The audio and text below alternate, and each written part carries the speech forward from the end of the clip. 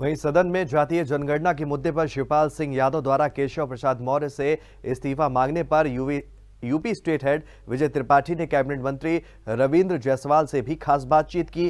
क्या कुछ उन्होंने कहा, ये भी सुनिए।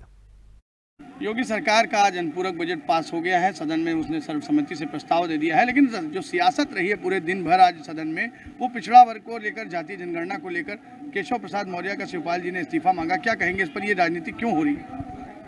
हमारा देश कई बार गुलाम हुआ, जबकि हमारे देश में बहुत सूरवीर लोग थे।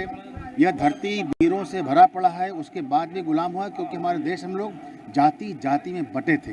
यानी जब जब जाति में बटे हैं तब तब देश गुलाम हुआ है, और विपक्ष के लोग सिर्फ जाति जनगणना को लेकर के देश को कमज़ोर कर रहे हैं। संपूर्ण 1,40,00,000 का जो हमारा जनसंख्या का बल है, वही हमारा ताकत है। अगर ये जातियों में बढ़ जाता है तो हमारा देश कमज़ोर होता है। इन्हीं सोच के कारण से हमारा देश एक बार नहीं कई बार गुलाम हुआ, और ये गुलाम करने की फिराक में रहते हैं विपक्ष के लोग।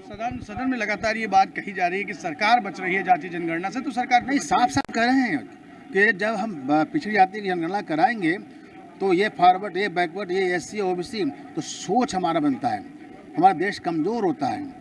यह वीरों का देश भारत कई बार गुलाम केवल ही हुआ था कि जहाँ का राजा फॉरवर्ड था, जनता वहाँ की बैकवर्ड थी, तो राजा के पक्ष में युद्ध नहीं किया। जहाँ के राजा बैकवर्ड था तो फॉरवर्ड ने युद्ध में भाग ले लिया, इससे गुलाम थी।